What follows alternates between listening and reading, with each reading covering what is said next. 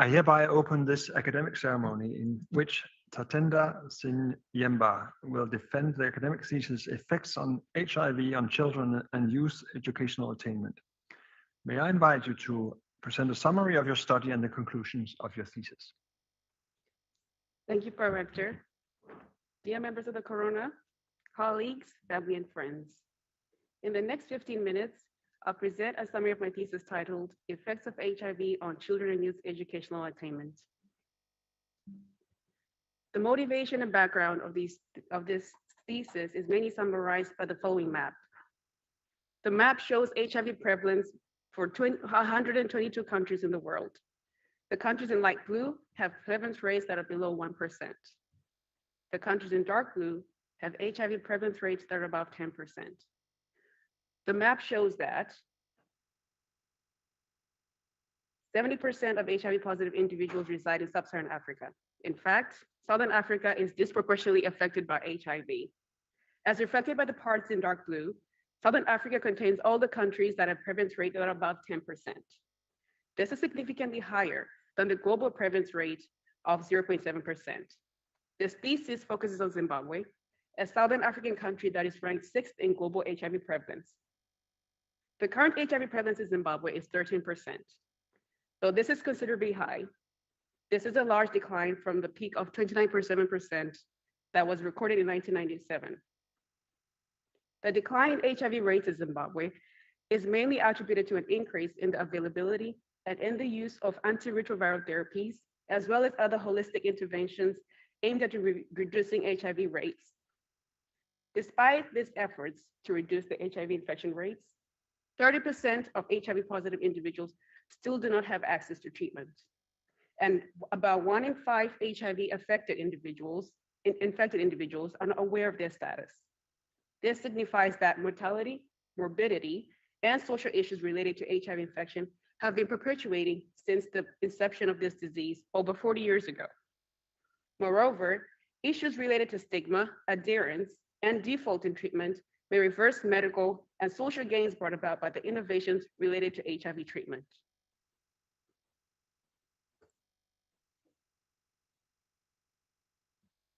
The structure of this thesis and this presentation is characterized by the following aims. The first aim is to systematically review studies that have examined effects of HIV on educational attainment of school-going children and to identify existing gaps in the literature. The second aim is to quantitatively examine effects of HIV on inter and intragender gaps in school attendance among children in Zimbabwe. Aim 3 seeks to quantitatively examine the effects of HIV on the educational attainment of male and adolescent youths in Zimbabwe. And the fourth aim is to qualitatively analyze effects of HIV on intergenerational or parent-to-child transmission of education, again in Zimbabwe.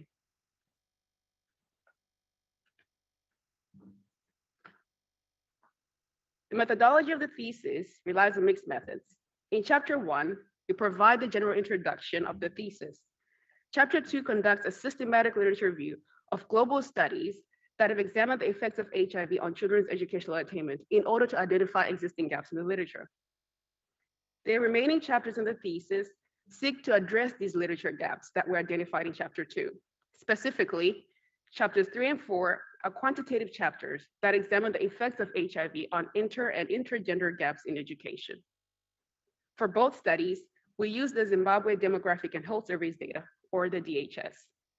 The DHS is a US-funded program that has been collecting cross-sectional data that is related to population health and nutrition in over 90 developing countries since the 1980s.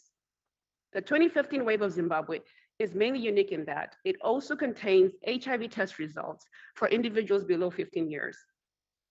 To complement the quantitative studies, Chapter 5 examines effects of HIV on intergenerational transmission of education.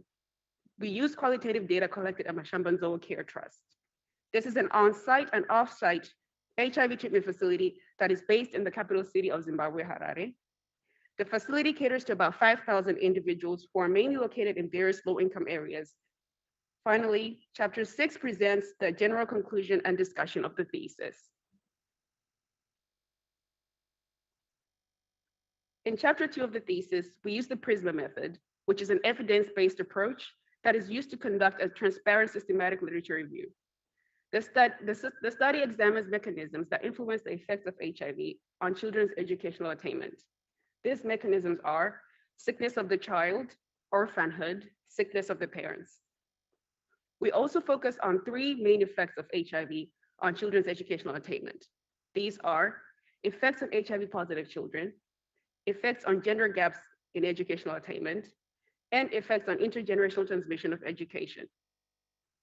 The review also analyzes the results of the selected studies by examining how HIV affects various educational outcomes, such as enrollment, attendance, and dropout. The results of chapter 2 are as follows. Out of 5,961 papers that were extracted from 6 various databases between December 2017 and June 2019, 62 papers met the inclusion criteria. The papers were published between 1994 and 2019. Of these 62 papers, only 12 discussed gender gaps in educational attainment, and only one of these was conducted in Zimbabwe. The results of the selected papers also showed that the educational attainment of AIDS orphans, HIV-positive children, and children with HIV-infected parents is affected differently. Secondly, the results on the inter and intergender gaps in education were mixed and varied by country and by demographic group. Following the results and recommendations of the review in chapter 2, we quantitatively examined the effects of HIV on inter and intragender gaps in school attendance in chapter 3. We used a sample of 11,673 boys and girls aged 6 to 18 years old using the aforementioned Zimbabwe DHS. To examine these gender gaps, we employ a nonlinear multivariate decomposition approach. The results from this chapter show that, in general, there is gender parity in primary and secondary school attendance in Zimbabwe. However, the graph on the left-hand side tells a different story when it comes to the status of being an HIV-positive girl. The y-axis on the graph shows the probability of school non-attendance. The x-axis shows the various age groups of children in years. In addition, the graph shows HIV-positive girls in orange. The graph clearly reflects that, overall, HIV-positive girls are less likely to attend school. Precisely, the results from the decomposition of the intergender gap shows that, overall, HIV-positive girls attend less school compared to HIV-positive boys. In addition, the results from the decomposition of the intragender gap shows that, overall, HIV-positive girls attend less school compared to HIV-negative girls. On the other hand, there was no intragender gap between HIV-positive boys and HIV-negative boys. Following the results from chapter 3 that indicated that there is no gender gap in school attendance between HIV-positive boys and HIV-negative boys aged 6 to 18 years, we revisit this aspect by analyzing this intergender gap by analyzing 4,130 males aged 15 to 29 years, again using the Zimbabwe DHS data. In this chapter, we address endogeneity issues related to reverse causality and selection bias. We estimated average treatment effects using an instrument. Another unique component of this chapter is that we examined a different educational variable, that is total years of education. The results from this chapter are as follows.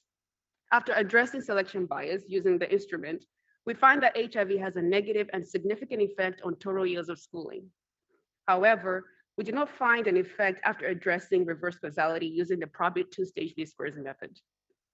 We acknowledge that additional instruments may be needed in this case to address other sources of endogeneity, such as omitted variable bias.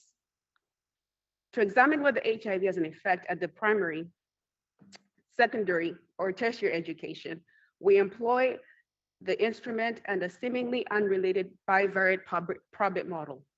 The results are congruent with those of chapter 2. That is, we find that HIV does not have an effect on primary or secondary school completion among males in Zimbabwe. However, we did find that HIV has an effect at the tertiary level. This indicates that overall, older males or older individuals who are born before major intervention related to curbing the disease, such as prevention of mother-to-child transmission, were implemented. HIV affects individuals who were born before these interventions were implemented. We triangulate the results from the previous chapters of the qualitative study that examines the effects of HIV on intergenerational transmission of education. We specifically examined the mechanisms that influence these effects. As mentioned earlier, the study was conducted in Mashambanzo Care Trust, an HIV treatment facility in Zimbabwe.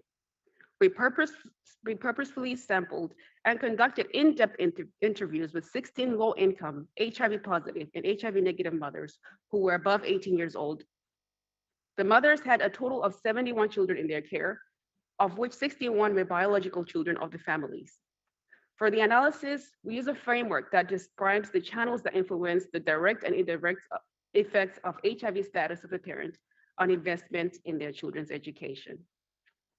The results of Chapter 5 highlighted the similarities and the differences in the experiences of HIV positive and HIV negative women of a low socioeconomic status in Zimbabwe. The similarities include and are not limited to relying on informal work for income and experiencing gender-based violence, which mostly came in the form of intimate partner violence.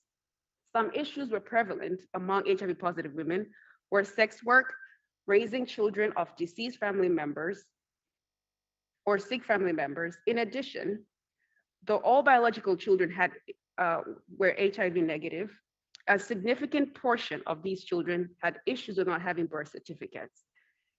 This presents barriers related to public school enrollment and access to public funds. Moreover, children of HIV positive mothers had not been attending school for long periods of time or had completely dropped out of school. The reasons cited were mainly due to lack of finances. To capture the sentiment of some HIV positive mothers, here are a couple of quotes that were extracted from the interviews.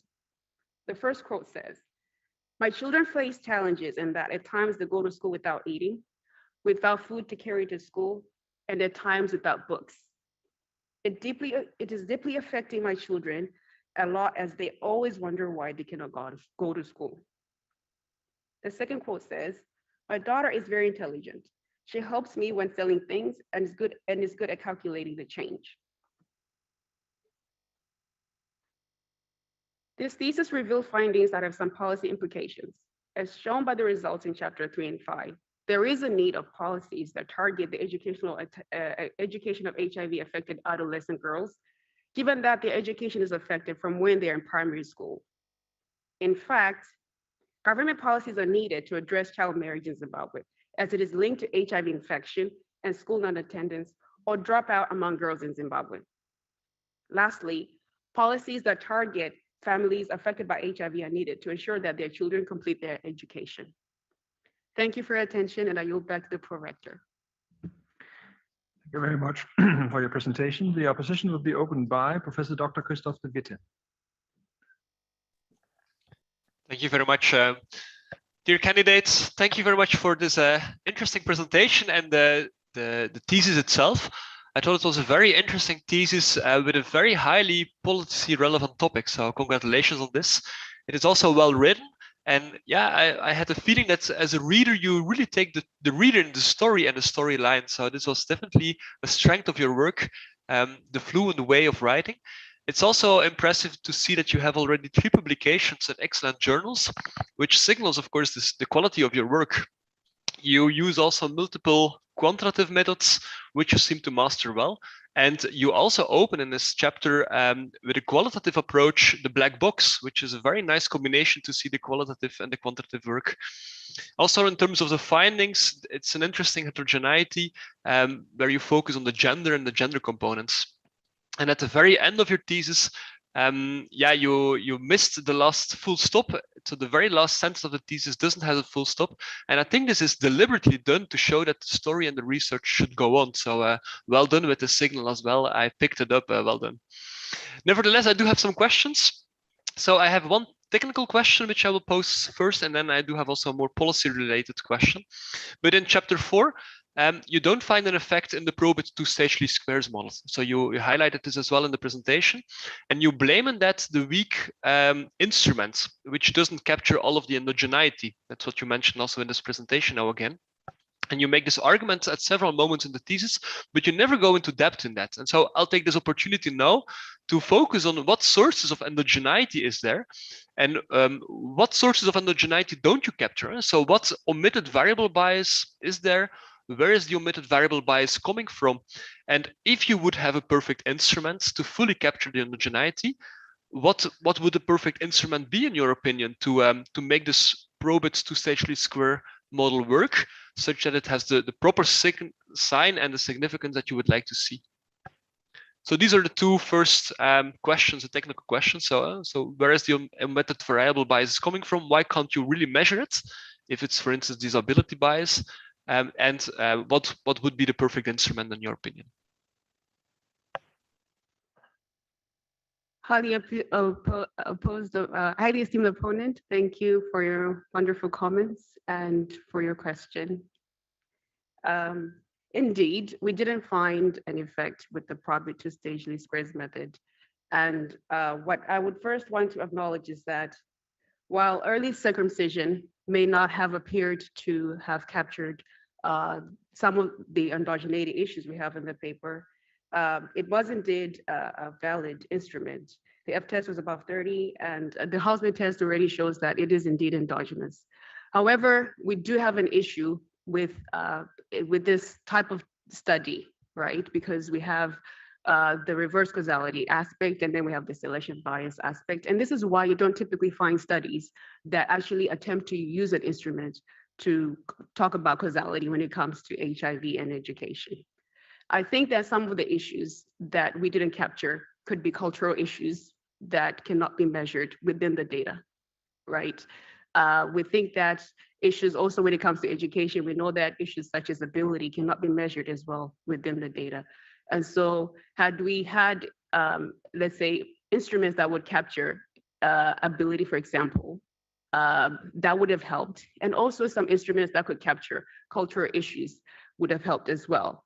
And I think that that is one thing that is very difficult, and for future research, something that we really have to look into, as well as other methods. I think that the unfortunate part with the DHS is that we couldn't even use another repeated cross-section data set for 2020 due to COVID.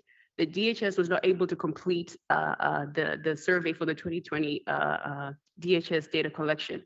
And so it would be nice maybe to do some sort of a different div, for example, if we could have done that. I think that is one way of circumventing this issue.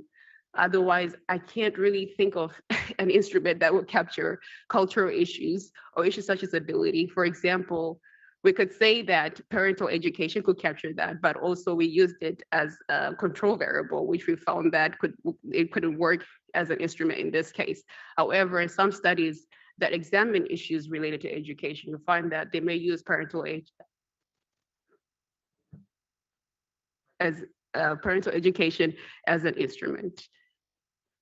Okay, but cultural issues, so what do you really mean with cultural issues? So is it, in the thesis you mention risk aversion, for instance? Is this a cultural issue? Because this might be related to, for instance, neighborhoods and differences across neighborhoods. So in that sense, you might look a little bit in towards instruments and variation across the country and how people see the role of education, for instance. Or what exactly do you mean with cultural issues here? There are a lot of cultural factors that are to be considered, particularly when it comes to, for example, in education, number one. From region to region, you'll find that the way certain cultures think about education is different. Also, there are certain issues related to sexual behaviors that may be cultural as well. We didn't really get into that within the thesis. I think that is another thesis in itself. And also, I think that what would have been interesting also may have been like prevalence rates, but not within the regions, because Zimbabwe is a small country. But I think that maybe HIV prevalence rate within communities would have helped as well to kind of capture those. But that is not something that we didn't have in the data. Okay. So yes, it's maybe worth for later on if you would do further research and need to explore differences across regions and across municipalities, because of course that would be rather exogenous and be a kind of source for an instrument that you might pick up. And I guess, yeah, based on historical reasons, there might be something there. Maybe a second question, it's a policy-related question. In the thesis, you argue that the HIV affects both the supply and the demand of education. And the supply side is affected because teachers drop out. The demand side is affected because of illness and treatments. Of course, this sounds very familiar with the COVID-19 pandemic and all the health issues there. Also there, you have a health crisis that affects education and affects the demand and the supply of education. And I was wondering what kind of lessons can we take from your thesis towards this current health pandemic? What do we learn now from your thesis towards the current situation in Zimbabwe and by extension in the world? I think what we can learn from the story of HIV and from COVID as well is that behavioral health issues are complex and very hard to treat and very hard to combat. I think I was just reading about this issue this morning. There's an article from Nature that was talking about how the Omicron variant is related to HIV or future HIV COVID variants, maybe coming from HIV patients. While this is not a concrete study, this brings about a very complex story, right? In the sense that when COVID first came, we had HIV separate, and then we had COVID separate, and now we're looking at them at both at the same time, and how this may actually produce a compounded effect in our society. I think when I think about HIV positive individuals who are very vulnerable to COVID, particularly for the story of Zimbabwe, I read an article recently again that was talking about how a lot of HIV individuals who are affected by COVID end up dying more than individuals who are not HIV positive. It actually says that individuals affected by HIV are 30 to 50% more likely to die from COVID. And so we also, as a world, have to look at this population and that their vulnerability actually has increased during this time. And while we do care about COVID patients, there are people who are at the intersection of COVID and other diseases, such as HIV, that are more vulnerable to death. And so I think this thesis kind of, I guess, preempted this discussion unknowingly. And then we ended up being in a pandemic. And then the story kind of ties into what's happening today. What about the gender differences that you find? Would there be a link there with COVID? I think because women are generally affected more by HIV and more vulnerable to HIV. And also when it comes to COVID infection, let's think about informal work in Africa. A lot of individuals who work informally are women, and so they're out there in the streets. And some of the HIV women we spoke to in the study do actually work informally. And so think of a situation of a mother who has to feed their children, who has to go there to the market and sell food, and they're also HIV positive. Whereas for example, we compare to the male counterparts who also have a lower infection rate and may not be working informally as much as women do. So there may be gender differences in the effects of COVID-19 when it comes to this. Okay, thank you very much for your replies.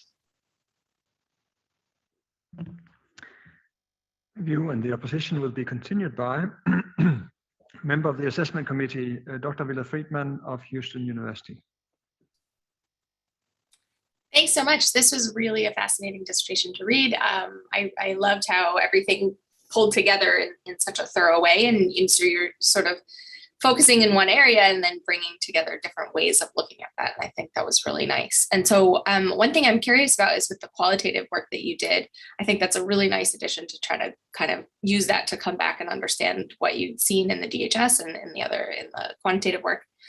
Were there things that came out in those discussions that suggest future questions that are open. For example, you mentioned that the 2020 DHS got postponed, but eventually that will be available. And so are there future questions that you got coming out of the qualitative work that you'd like to explore when that's available, or with other, in other areas? Esteemed opponent, thank you for your question. I think with the 2020 data, there may be COVID questions that are in there. And I think that'll be very interesting to explore, given what we just spoke about recently, particularly when it comes to individuals who are at the intersection of COVID-19 and HIV. It'll be very interesting to hear about whether there are individuals who were severely impacted over others. And then when we also factor in socioeconomic issues as well, for example, poverty. So I would imagine individuals who are affected by COVID in any way whatsoever, and HIV and poverty may be worse off by individuals who are not at that intersection. I think that'll be one interesting study to look into.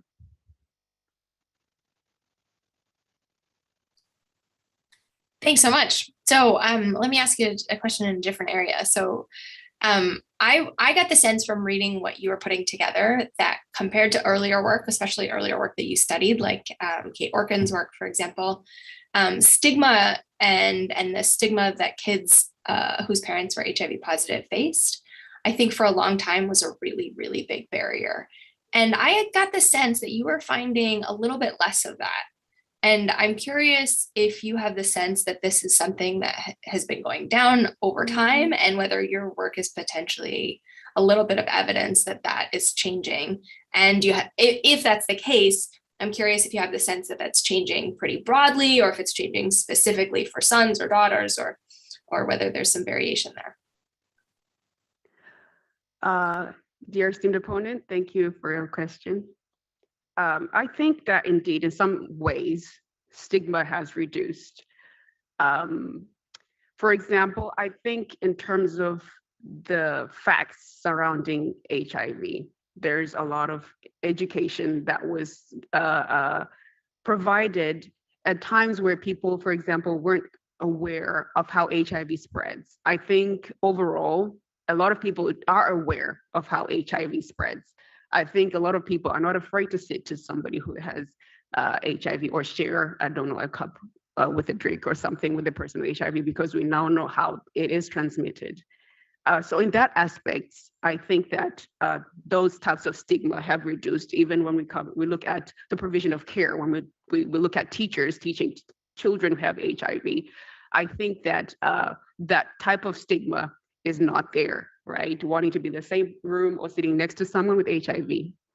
However, I still think that when it comes to issues like self-stigma and when it comes to judgment, that's something that is still difficult that's a hurdle that we need to get over as a society.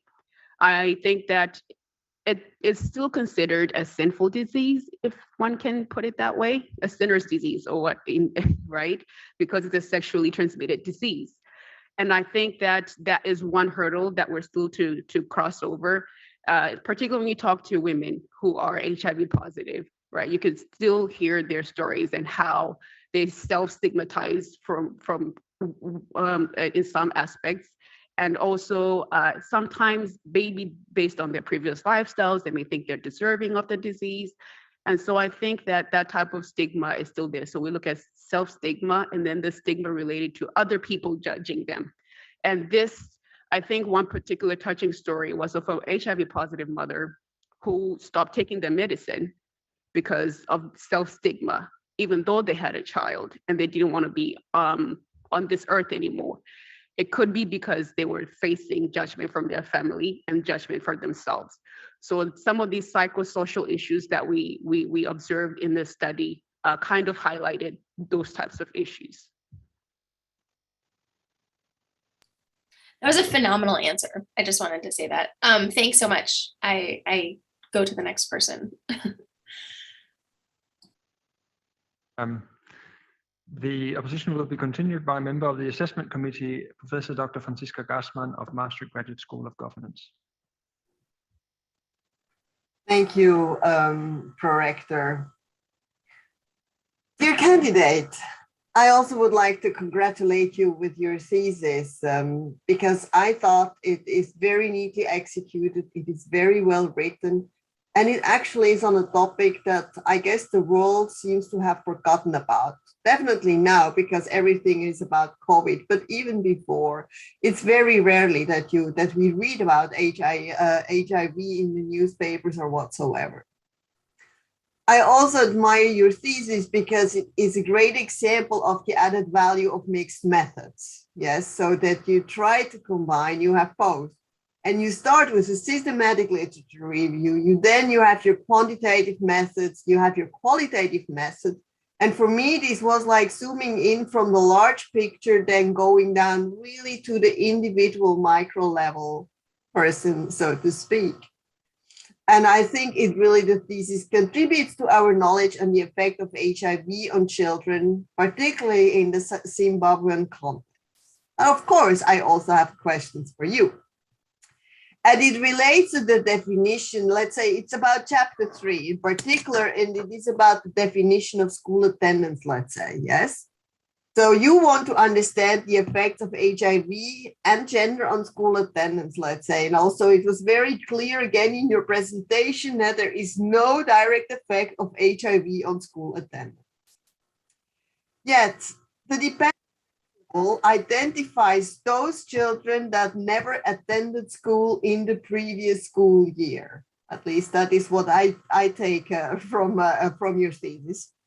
And as you indicate yourself, you say that this definition has some limitations.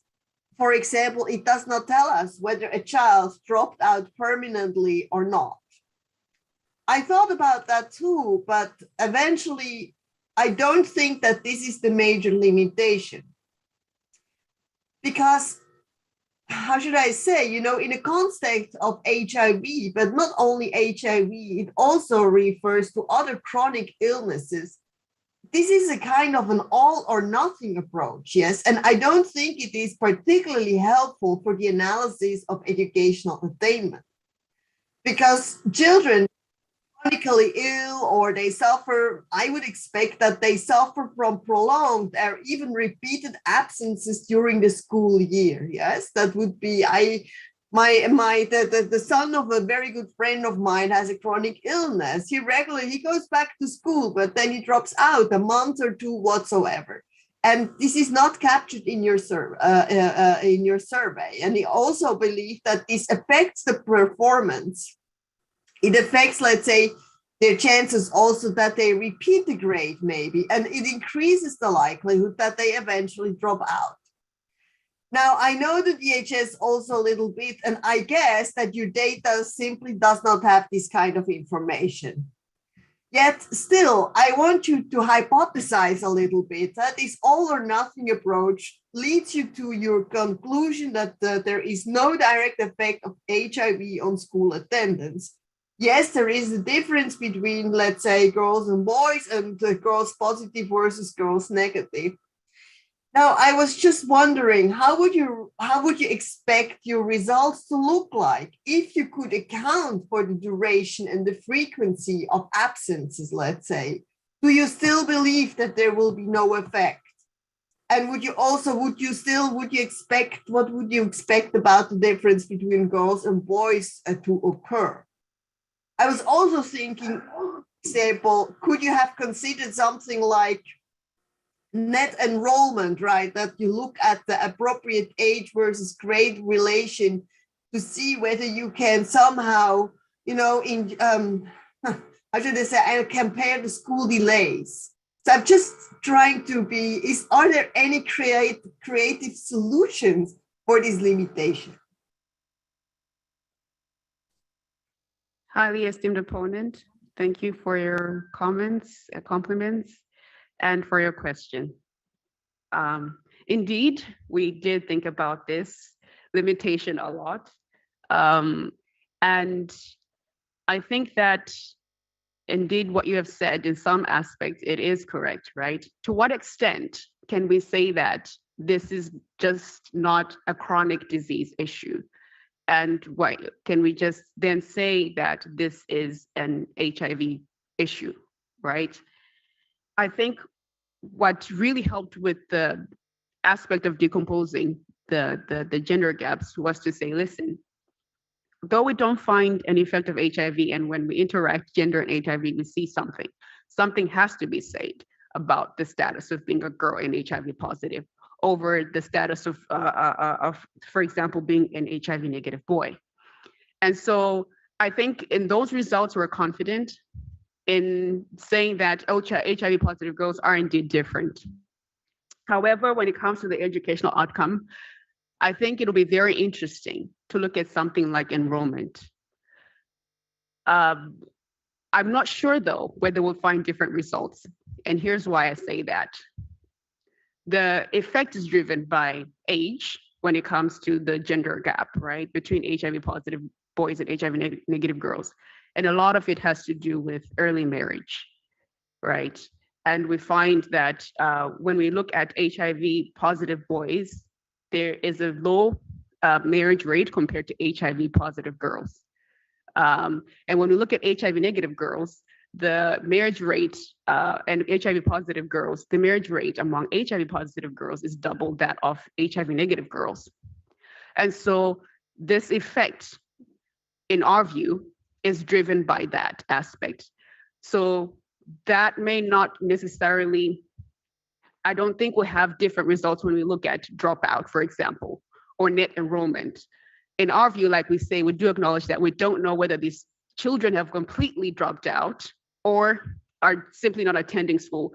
But in my own assumption, they may have actually dropped out of school based on the qualitative interviews that we did with HIV positive mothers. I don't know for sure at this point if it speak on the aspect of having different results when it comes to a different educational outcome. But thank you, Tatenda. But I was just thinking, so I wonder what exactly are you then measuring in the end? Is it really the HIV that you're measuring? Or could this be that it is, the cause effect is difficult to assess here. You have those that get married because that is clearly the effect. You find the effect for those that get early married, yes. And so are these also those more likely to have HIV? So what comes first? It's kind of like, what is it eventually that you measure? It is that you drop out of school because you're married and you do no longer attend school? Are you getting early married because you have HIV? Or actually you get early married, then you attract HIV and then you drop out of school? I'm just, what is it? Highly esteemed opponent, thank you for your question. This is something that we actually pondered on quite a bit. Based on the literature that we looked at, it actually appears as though that the girls enter in early marriage and then contract HIV. And if you are able to take the time to look at, let's say, UNICEF reports, UNAIDS reports in Zimbabwe about this topic, it seems to also flow with our results in that among older men, HIV rates are higher. And then among younger girls, HIV rates are higher because they're usually married or dating older men who are at some point 10 years older, 5 to 10 years older. So based on these results that we find and these reports that we read, this is the story that we seem to, that is somehow we're piecing the story together in that way. Not to say that it may not work the other way, but overall, based on the narrative that we find in the reports and other papers that study these issues in Zimbabwe, this is somehow the link in the story. So let me say, I really also appreciated, that you were also in these chapter 3, you got your results and they were not a priori clear where it was coming from, but you were hypothesizing about possible factors, right, that could explain these findings. And I truly appreciate that because I think this is lacking in many analyses. They're just the finding and nobody really discusses the why. But also, I want to push you a little bit further here, because I was thinking about what then are the policy implications, also about what you were just saying. So should we actually, I don't know, forbid the, I don't know. No, let me know. What are your recommendations to the Zimbabwean government? What are you going to tell them? Highly esteemed opponent, thank you for your question. I have several recommendations for the government, but I think that the most immediate thing, I guess as an education economist, is to get children back in school. And I highly recommend programs that push for that. I also recommend that the government looks at child marriage seriously. It's just in 2016 that they outlawed child marriage, but there is a loophole with that, because there are two regimes for marriage in Zimbabwe. There is the customary marriage and there is the Marriage Act. Through the customary marriage, people can marry younger girls through religious or cultural practices. So in most cases in Zimbabwe, the cultural marriage holds more weight than the court marriage. And so this issue is still very prevalent in the country. And so for as long as that's not taken care of, we'll still have the same problem. I think that that's one issue that we have to look at immediately. There are programs, for example, I was recently reading about a Taekwondo project, an NGO that it's an after-school program for young girls to engage in after school, and they go for Taekwondo. And a lot of the girls have things to do after school. For example, there are no older guys waiting for them to pick up in their cars after school. They go for their Taekwondo practices. For example, you'll need those types of programs, right, to keep girls engaged in activities that occupy them, and also encourage girls to engage in activities that are income generating, or for example, educational activities that will allow them to see a future beyond marriage. For example, most girls who are in poverty situations see marriage as an outlet, right? And then you'll find that older men who prey on younger girls see this as an opportunity to pounce on these young girls. And I think that combating these issues first will be head-on, would be the first recommendation that I have. And then obviously second, I think that the government needs to invest in public funds and public resources that allow children who are HIV positive or children with HIV positive parents to have access to school. It was very devastating to find out that some children were not attending school or going to schools that were not recognized by the state. In Zimbabwe, there is an education crisis when it comes to the provision of school and the supply of school. You have people who are just forming schools that are not regulated by the government. And for some parents, this is just a way for them to send their kids to school because it's cheaper. However, the quality of the education is not good enough for the kids to continue with their education. And so I would like for the government to invest more, right, in public access to education for children, whether they're HIV positive or not. Thank you very much. Thank you. Member of the Assessment Committee, Dr. Webster Mavu of Liverpool School of Tropical Medicine, unfortunately was not able to join us today. So the opposition will be continued by Professor Dr. Hein de Vries of the Faculty of Health, Medicine and Life Sciences, more specifically the School of Public Health and Primary Care. Thank you, Prorector. Well, dear candidate, first of all, I want to join the others by congratulating you with your work. You know, apart from the mixed methods used, your thesis reads well and describes a very important topic for Zimbabwe, but probably for a lot of other countries as well, where similar situations occur.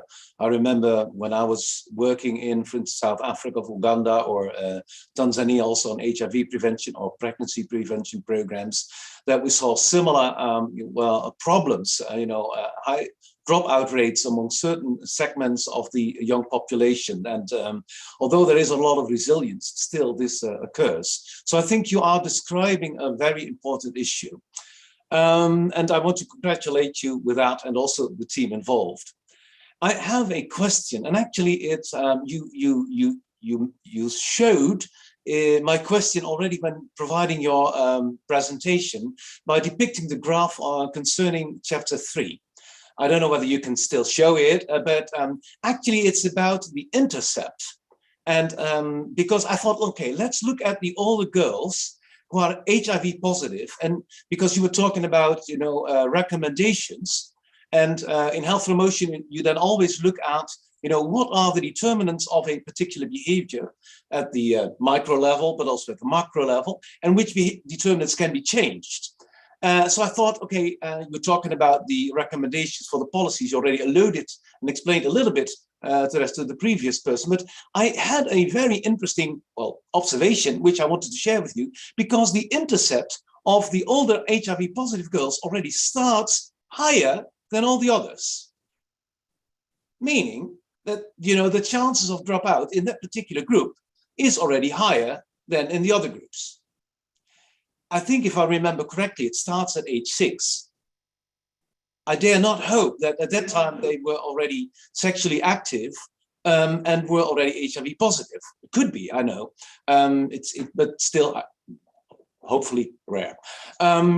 Yet, so this left me with my first question. If we zoom in at the determinants of, you know, the behavior dropout, what is then, how would you explain this higher intercept? Because it signifies something, it qualifies a particular group, could qualify, I'd say. So that's my first question, and then I'll move on. Highly esteemed opponent, thank you for your comments and your question. Indeed, that was puzzling. To actually see that from the age of 6, there is a gap with HIV positive girls. And to say that it's driven by sexual activity, I think that is a stretch. But I think this is why in our discussion, we also talk about issues related to stigma, issues related to treatment access among girls over boys. There is no way of us proving, given the type of data we have, that this is the issue. I think the good thing about the decomposition approach, as it is mainly used in labor economics, is that it highlights issues related to stigma. If we can't explain the gap, then we have to attribute it to issues such as discrimination or stigma of some sort. So what we're able to do is to tell the story from then on, and then in the future, we or another researcher or other researchers need to pick up from that.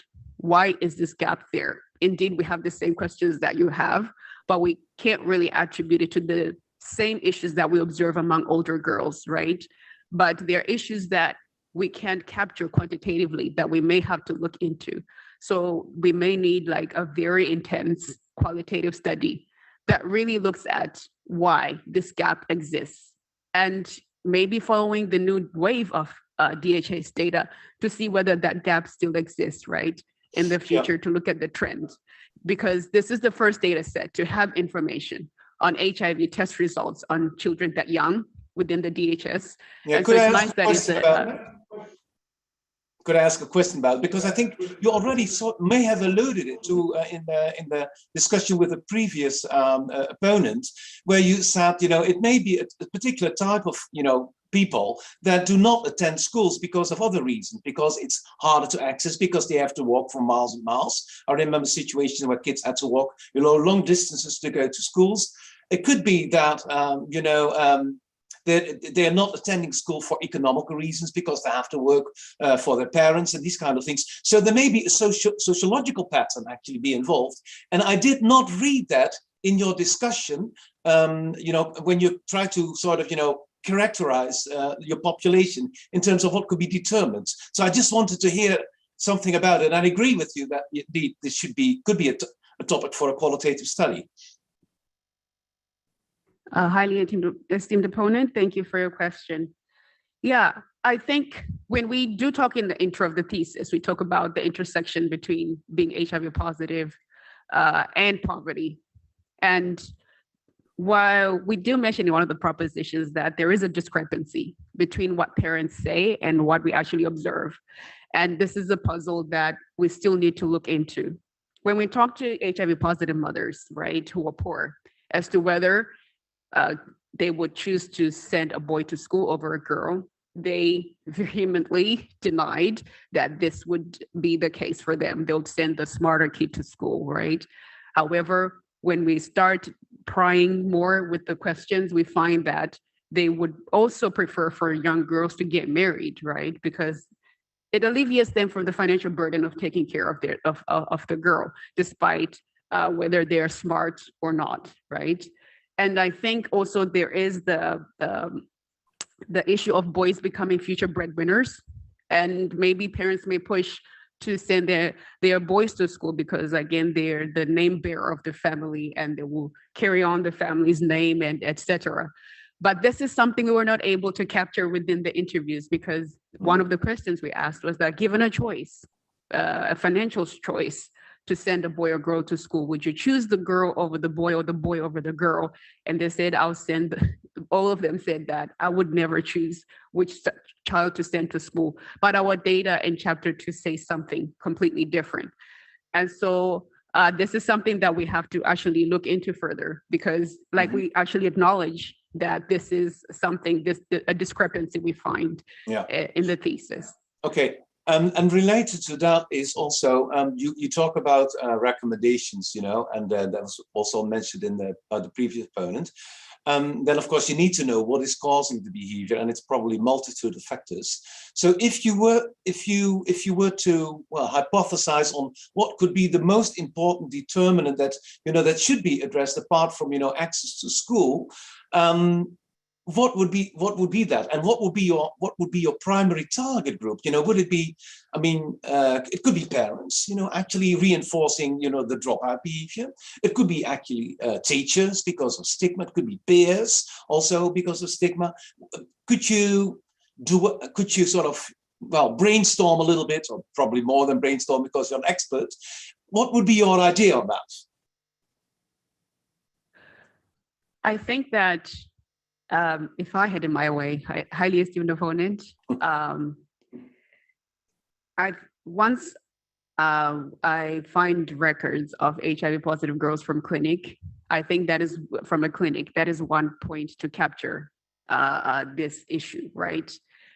Because these girls, most of them are on treatment. And so there is a way of the government having access to these children. Based on these results, I think the earliest point of contact with these girls is through the facilities that they get their treatment from, and then track them on through the medical system, and also follow through and have a holistic approach in terms of treatment provision, in terms of social and psychological help, in terms of in order to facilitate not only their education, but their social lives as well. Not to say that this issue is only affecting HIV positive girls, but we do see from our research, right, that there is a gap in school attendance. So it seems like they are a group that is facing more issues compared to their HIV positive counterparts who are male. And that issue, I think the big question is why, even though we hypothesize a lot in the discussion section, we still don't know why. But the earliest point of contact, in my view, because there are registries for children who are HIV positive, for the most part, I would say about 90% of HIV positive children have access to treatment. And so this is the first point of contact with these vulnerable children. Okay, thank you. Well, it would be lovely to talk a little bit more, but I'll give back the word to the pro-rector. Thank you. Thank you. And the opposition will be continued by Professor Dr. Christoph de Witte, the chair of the assessment committee. Thank you very much. I'm very happy that we have a second round, because indeed I have some questions still for you. So because you state in your statement that the COVID-19 pandemic has increased the vulnerability of people with HIV in their health and social life. However, I doubt whether this holds for education attainments, because during the COVID-19 crisis, Zimbabwe has been developing alternative ways to ensure the continuity of learning. For instance, from the UNICEF website, I learned that during the first months of the pandemic, there was broadcasting of lessons on the radio and later digital assisted learning. And so this alternative schooling method was obviously also available for students with HIV and hence also for girls with HIV. So imagine that this educational innovation is there to stay. Would this affect your results? And in some sense, would this be kind of good reason, good thing that happened to Zimbabwe because it might improve educational outcomes of students? Highly esteemed opponent, thank you for your question.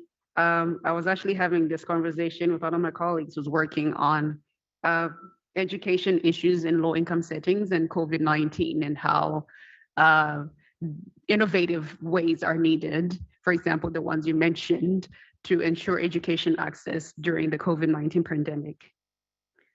I would, however, like to point out that though UNICEF broadcasts that there are innovative ways of providing education to children in Zimbabwe through the radio and other media sources, there is an electricity problem throughout the country that is very terrible. Very few people have access to electricity in the country. And even when they have access to electricity, there's a lot of load shedding, a lot of power cuts, and it's also, again, a wealth issue. Those who can afford solar panels and generators have access. Those who can afford to buy mobile data have access. Those who have access to media sources, laptops, cell phones that you're able to have good screens or big screens, the one touch screens, have access. A majority of the people in Zimbabwe are poor and don't have access to these devices. Most likely people who live in the rural areas. 70% of Zimbabwe's population lives in the rural areas, and they may not have access to the resources that are mentioned. Though I do credit the effort that has been that is in place to ensure that education is accessible to a lot of people. On the ground, that is not typically the case because there are issues, even for people who are wealthy, to have continuous access to education, particularly during the pandemic. I think my most recent trip in Zimbabwe, I was talking to a taxi driver who had to send his child back again to the previous grade because of the pandemic.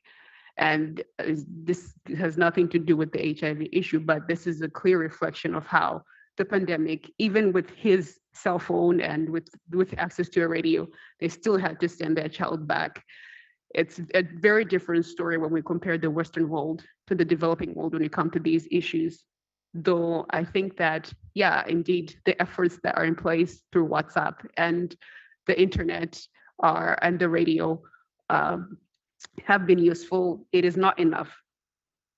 So COVID-19 is not a blessing for Zimbabweans to raise the education outcomes. It will only increase inequality, and hence your statement is still correct, right? Yeah. Yes. Okay. Thank you very much. Thank you very much. The opposition will be continued by, quite possibly concluded by, Dr. Wilma Friedman of Houston University.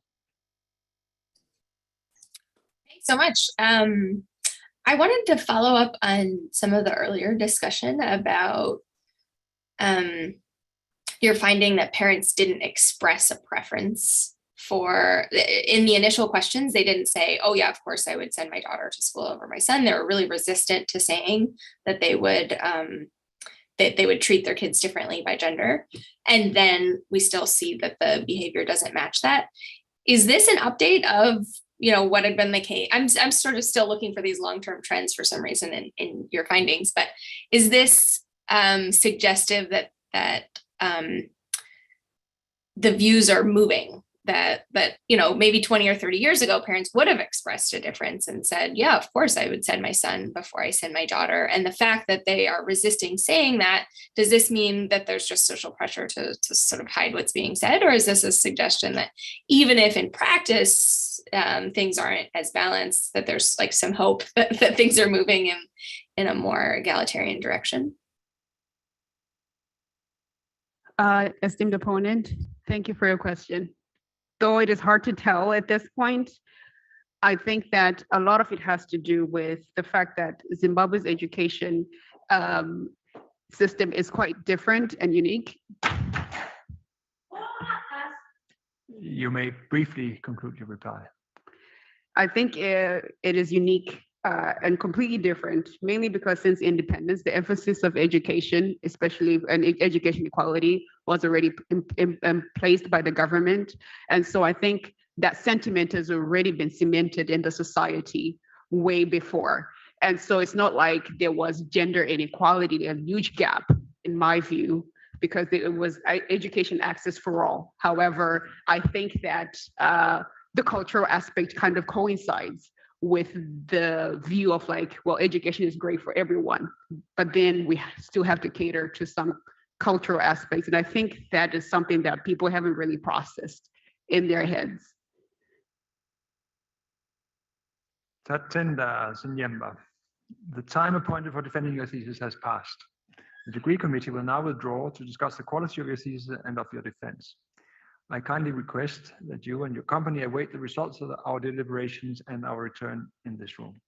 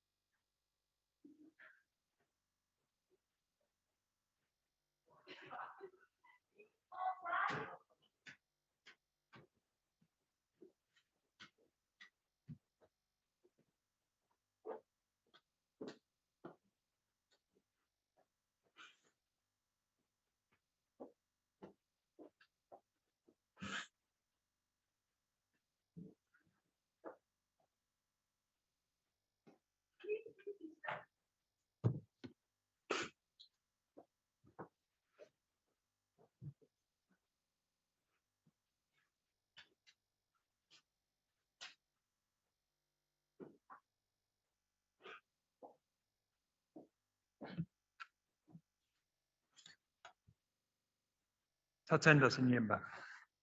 The degree committee here present has assessed the quality of your thesis and of your defense. In view of its positive verdict and taking into account your previous qualifications, the degree committee has decided to grant you the degree of doctor. Professor Holt is authorized to confer upon you this academic distinction in accordance with Dutch university custom. I invite your supervisor to now take the floor.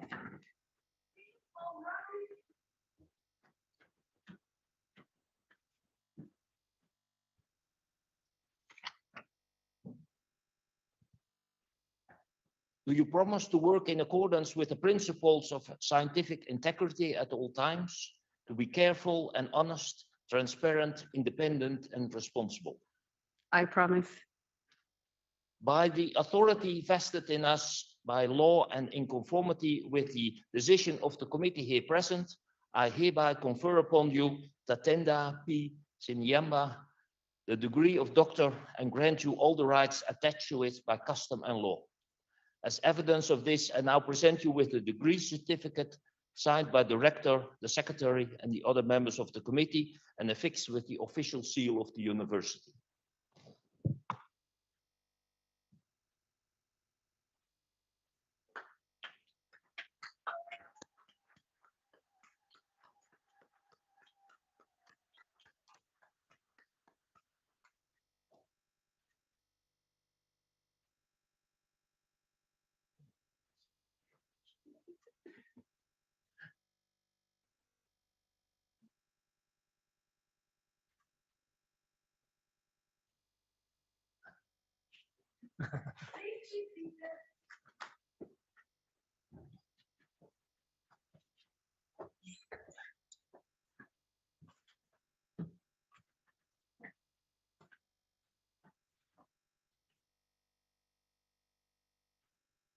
Dear Dr. Zinyemba, dear Tatenda. Not pronouncing it well? No. No? It's too new for them. It's too new for them, right? Okay, there will be more to laugh about. It's a great pleasure to be the first to congratulate you with your PhD. I also do this on behalf of Milena. I speak for the both of us when I say that it was you have done a fine job. Sango Rinopa Vaneta, as you write in your dissertation. You have come to the end of your adventurous journey, or perhaps not. Kutsitsa Akupiri. Education is a continuous perpetual process. My Shona is not what it used to be. You'll find. A journey that never ends. Whatever it is, this part of the journey is behind you now, and you successfully accomplished your goals. It has been a great pleasure to work with you and to supervise you during your PhD research. The shine of your dissertation and your defense today also shines a bit upon us. We're very proud of your achievement. You've written an excellent dissertation that has increased our knowledge and insight on the impact of HIV on educational opportunities of children. Your results show that although Zimbabwe, there are no gender gaps in attendance in general, that HIV-infected boys attend school as frequently as non-HIV-infected boys, there are differences for girls. HIV-infected girls are less likely to go to school than girls who are not infected.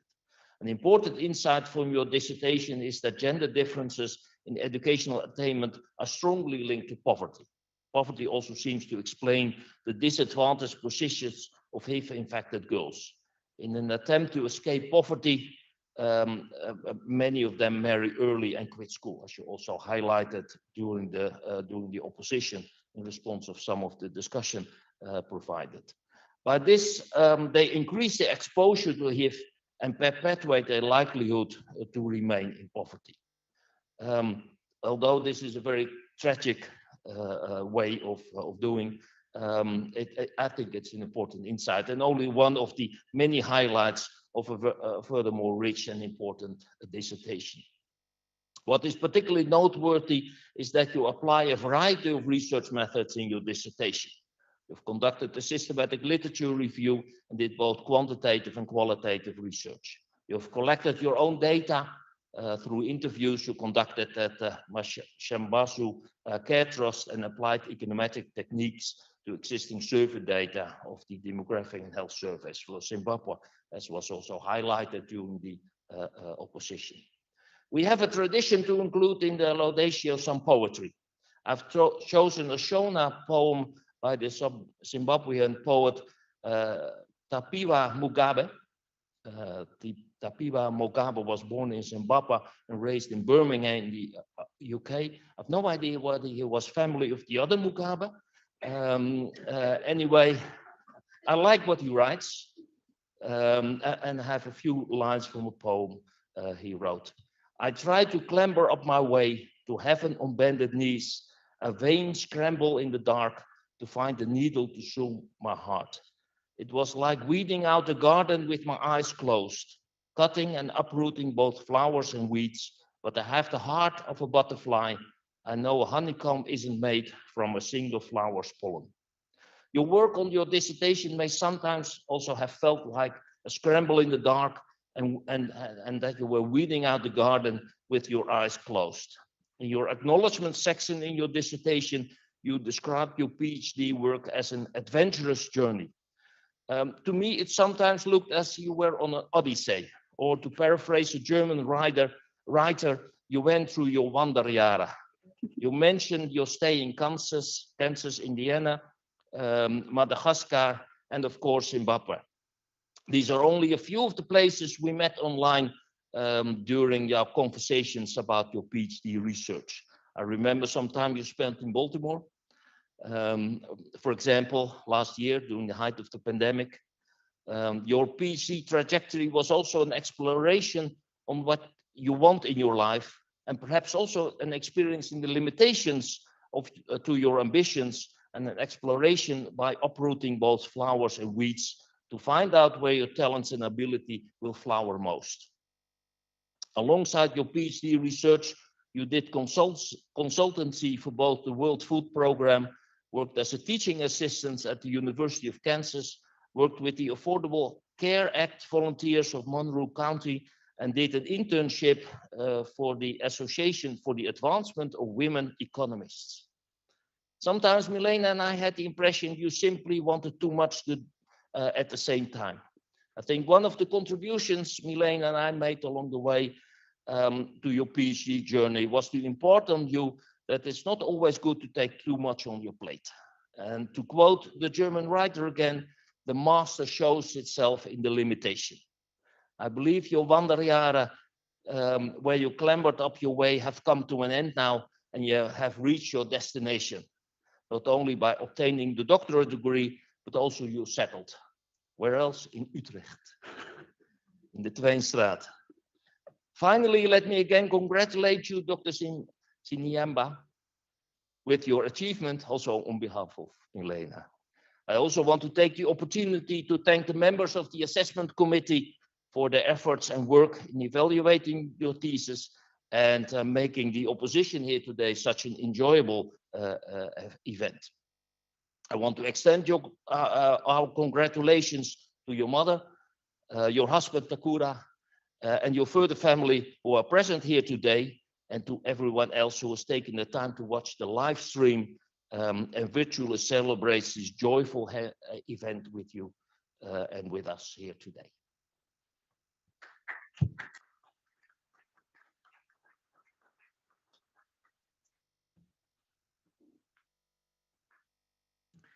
Dear Dr. Zinyemba, Also, on behalf of the Board of Deans, I congratulate you with the honor that you have acquired. I hereby close this academic ceremony. And to everybody in the room, I have to kindly ask you to leave the room